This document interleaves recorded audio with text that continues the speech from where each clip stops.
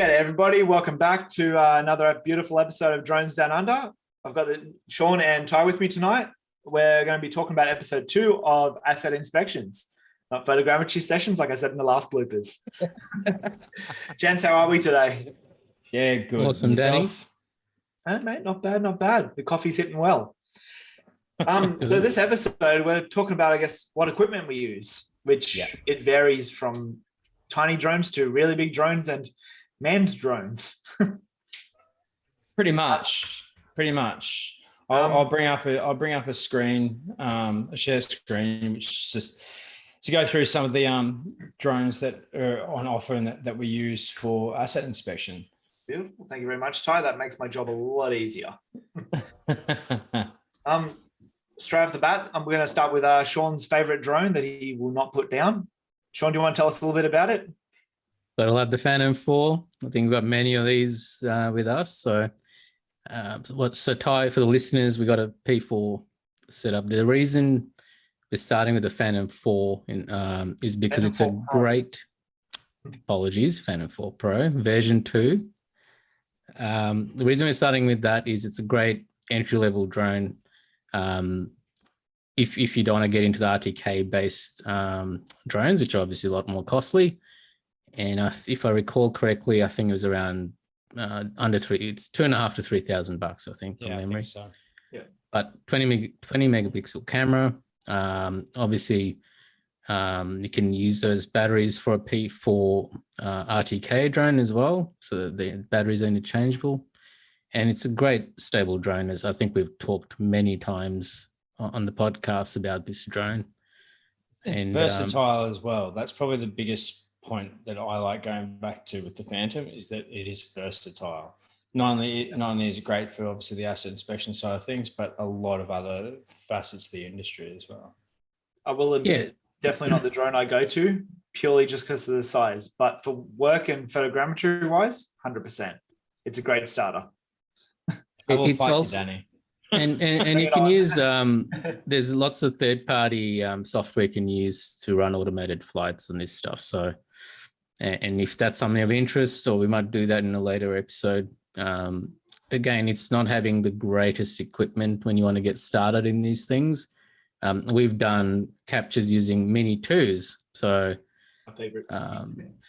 We probably should have put that on the list, Ty. So we're talking about real equipment here, guys. Hey, don't be mean to the Mini 2. What the Mini 2 ever do? You love the Mini 2, man. I'm going to apologize to it later. It's in the corner crying already. Yeah, sorry, buddy. Don't be mean to the Mini. What do you carry in your backpack, Danny? Mini 2. Exactly. That's why I'm going to go apologize to it later so it doesn't die in the air. Be nice to your drones, people. Yeah, look, we love it. We've got lots of these in the business, and they're great little drone. It's very versatile. Obviously, we've talked to death about pictures and video, but certainly more than capable of doing. There's the price tag there, 2,399 Australian. Right on. I guess the P4 straight leads us into the next variant of the P4, the Phantom 4 RTK. The only difference with it really is the RTK, isn't it? You might have to correct me on that one, guys. Yeah, I think it isn't the sensor smaller as well. I think from memory. Still the same. So it's 20 megapixel sensors, yeah. Okay. But the controller is the main thing. It's a different, obviously the P4 Pro, as Danny corrected me, you obviously put in a phone or a tablet, but this is running a fixed screen. Running controlled OS, so installing third party is a bit more difficult. And it's the controller also runs the same WB37 batteries like the more pro versions, like the M300s would run in their controllers. So you get much more life from the controller. It is probably worth mentioning about the SDK controller too, Sean. That's right. We hadn't spent enough, so now we have an SDK controller as well, which allows you to run more third-party. It's very similar to the controller that comes with your P4 Pro, but you can install things like Drone Harmony on that controller. Yeah, it's just the limitations of the standard one with the RTK. You can't put anything third party. Whereas with that, it is pretty much, it is exactly the same as the P4 controller. It's just modeled to go with the RTK. Yeah, there it is there. But it just gives you that capability to use a lot of third-party apps that are available that you can use the Phantom for that you normally couldn't use with the RTK. Right on. Yeah, I think it copped. Look, I don't know. Quite a few people have said it's end of life and so forth, but I think the Phantom's had a pretty good run. Yeah, but I mean, they just released a firmware update, which, we've been bitching publicly about because we didn't have a timer on an RTK drone, which is now coming. Now, if it's end of life, I'm surprised that we're releasing that update. Danny. Look, for work purposes, by means, the Phantom is a beast of a machine, but just carrying that around, it's just too big, too bulky, too loud. When the Mavic, I'm just going to keep preaching, is just a turnkey small solution. I've taken my Phantom to the snow with me on trips in my backpack, and I have ridden around mountains with my Phantom in the background. Well, you know what? When we're talking about the snow, we should talk about the next drone that you're going to take to the snow. Sure. That was a good segue, Danny. I like that. Now I wasn't going to let you say it anymore. Subtle. I just had to go with it. Mate, don't forget to accept all we'll fight later. Don't you worry. You'll bring it on. So Danny, you might as well talk about this one again. Well, as we all know, I'm a very big advocate for Skydio. It is an awesome drone. You can put this drone in places you can't put any other drones. Once you learn to trust that the drone can fly better than most people, it's just a game changer. You can put it under bridges, you can put it close to towers, and trust that it won't run into anything. I've had this under bridges, above water, between trees, and knew the drone was going to be sweet. I had a line of sight at all times, which is a main thing you have to always keep an eye on. But yeah, so the Skydio, the downfall of it is it only has a 12 megapixel camera. But to compensate that, it gets a lot closer to any assets you're trying to capture. And you don't have to do a lot of work. Exactly. It makes my job easier. It means I'm going to be obsolete within a few years because of Skydio. And might be end of the year, but by the way the Skydio is going. And you keep using it. Poking the bear. That's all it is. But no, look, it is a great drone, and coupled with its 3D scan software and recently released 3D tower scan, which I'm still yet to try out, it is a force to be reckoned with. There is other versions of it coming out. Sorry, that are out. The X2. Which we played with about a week ago or 2 weeks ago. It's very cool. Larger. Actually, a very nice drone to fly. It's very smooth in the air. Exactly. Well, there you go. Actually, scroll up a little bit. That's a good example of GSD, like we were talking about in the last episode. Yeah. So the Phantom 4 Pro had to be 4 meters away to get 1 mil GSD, where the Skydio was 2 meters away. And I guarantee you the Skydio was flying a lot easier than the Phantom was to get to that point. Well, the question is, why didn't it fly closer? Just turn off the sensors. Well, some people fly safely when they're flying DJI drones. Oh, really, Danny? We're going to have that. We're going to have that conversation, are we, Danny? We are going to have that. We are going to have that conversation. And all of a sudden drops out. Bye bye. Oh shit, my sensor's gone out.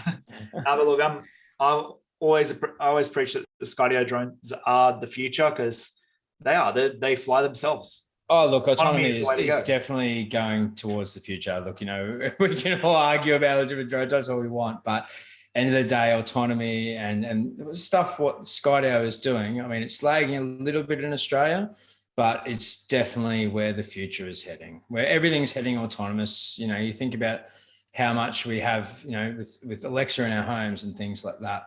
It's just the way it's going, and the drone industry is no different. It is. And you can put bigger sensors on cameras, but until then, we're talking about bigger sensors. Let's segue into the next one. Danny, you're on fire. It wasn't as good of a segue, but close enough. Yeah, close enough. Don't sell yourself short. That was awesome. The wedge tail eagle of the sky, we're going to call it the Matrice M300 RTK. For the listeners that are on, look at that picture, beast mode. It is. It commands dominance in the sky. The M300. It's bigger. It has multiple payloads. Its props are huge, and it has RTK and folds up about the same size as a Phantom.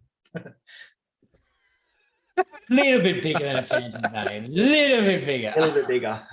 Well, And you a have to lot take the heavier. legs out. That's kind of cheating, really. Yeah. Well, as you can see on screen, just if you hold there for a second, Ty. So it uses OcuSync 3 from memory, or is it OcuSync 2, whichever one it is. Maximum 15 Ks range. That does allow for beyond visual line of sight inspections where, say you are doing, say, high voltage power lines. Have a person at the A end, have a person at the B end, if you're legally allowed to do this, obviously on your REOC, and have it essentially switch to the next controller at the other end with the flick of a switch. It's amazing. Are you still using it to pick up your useful. coffee yet, or you haven't started that? Not yet. I'm still approaching Wing about getting deliveries to my local area. One day I won't have to leave home for a coffee. But obviously with the distance transmission, it's also good in a lot of other facets of the industry as well, like search and rescue and pet rescue and things like that as well. Definitely. 55 minutes flight time, they say, is a max. With the P1, we generally get about half an hour of flight time, which is still amazing for a 7 and a bit kilo drone.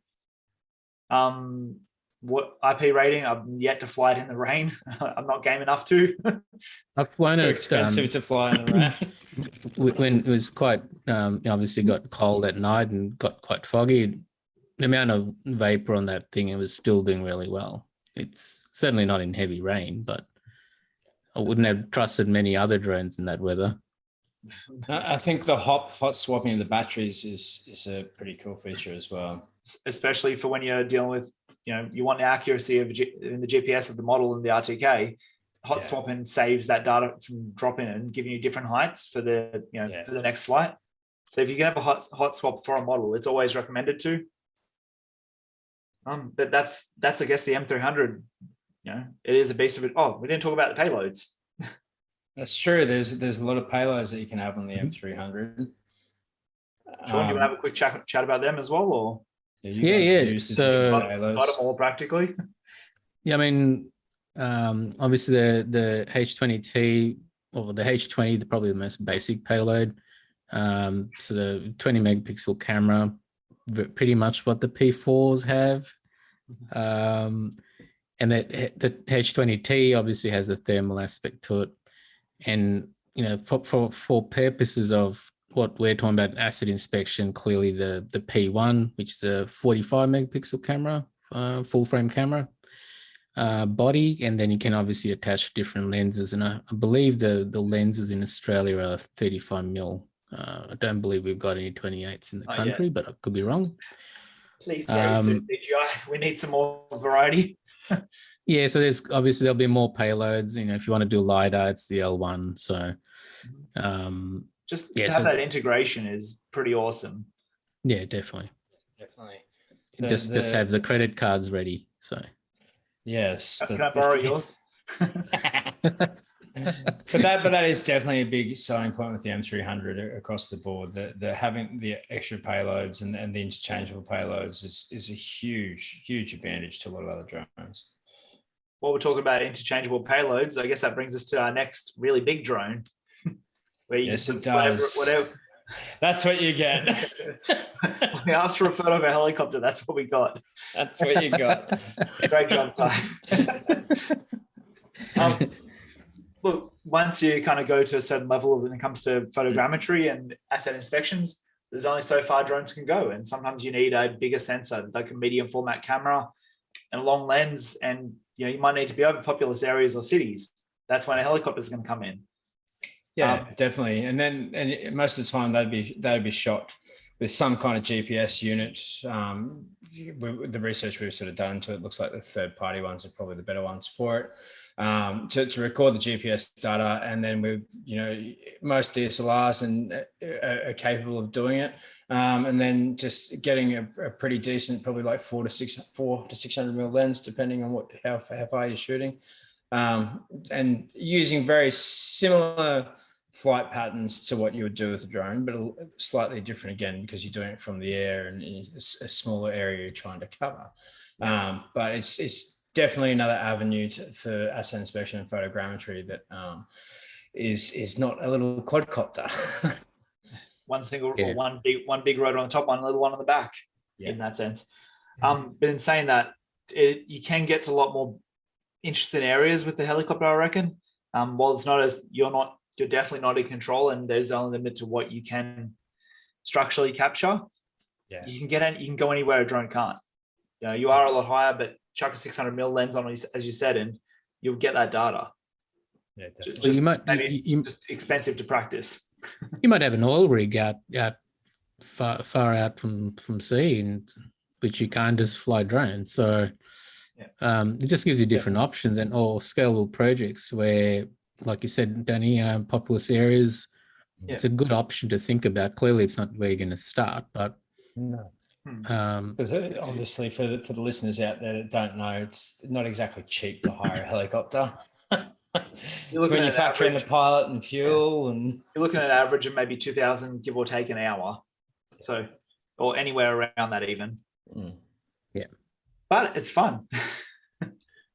And I guess the one we didn't talk about, and we probably won't go into a whole lot in this episode, is really any DSLR equipment as well, which we tend to use depending on the projects that we work on. We've all done it.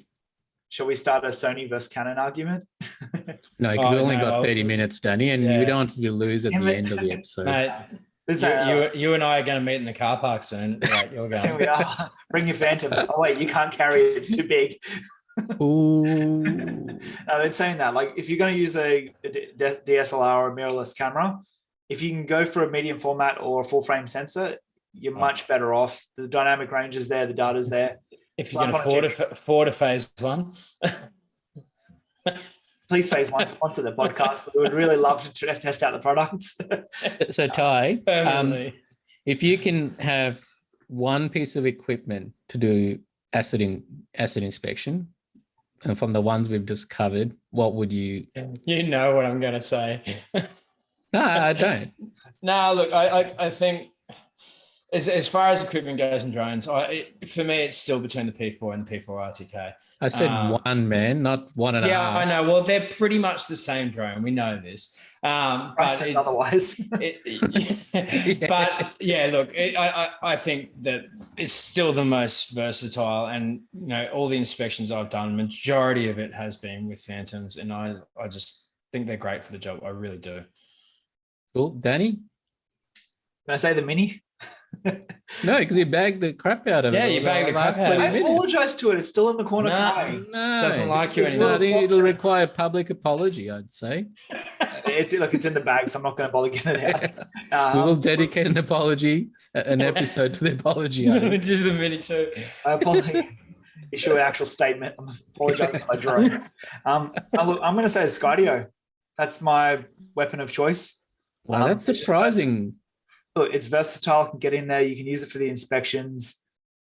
And it's fun to fly. Are you going to say the M300, Sean? He doesn't like flying it. He's a pussy. No, I'll tell you why. That's a whole other episode. like I said, it's a big drone, and I'm still not. There's the detail we want to get. Sometimes I don't believe that's the right drone. So maybe you're right. Call me pussy, but we don't condone that here at Drones Down Under. We're a very loving group of colleagues here. No, but genuinely, what do you believe is your favorite? What do you like to use? Well, I haven't flown the Skydio other than what we've played around with. So for me, it's a P4 RTK. I'm outnumbered again. But I wish it had a 45 megapixel lens. I'll be a lot happier. Yeah. So that's where clearly the P1 and 300 makes a difference. But but lugging around all those batteries, the case, the RTK, it's just easier sometimes with one small bag.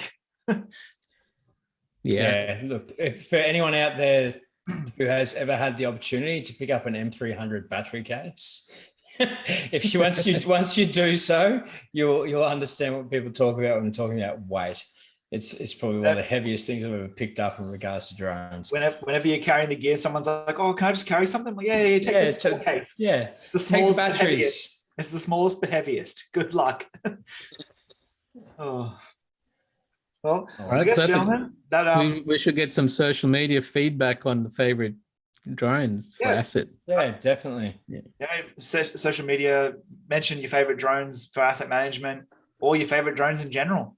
If you want us to talk more about them, by all means, we'll break them down. And actually, we won't break them down. That's expensive. We'll chat more about it. Fun. All right, guys, let's wrap it up. All right, guys. That's been pretty good. We'll see you in the next worries. episode to talk more about asset inspections. Sweet. Cheers, See you guys. next week, guys. guys. Peace out. Next one. Bye.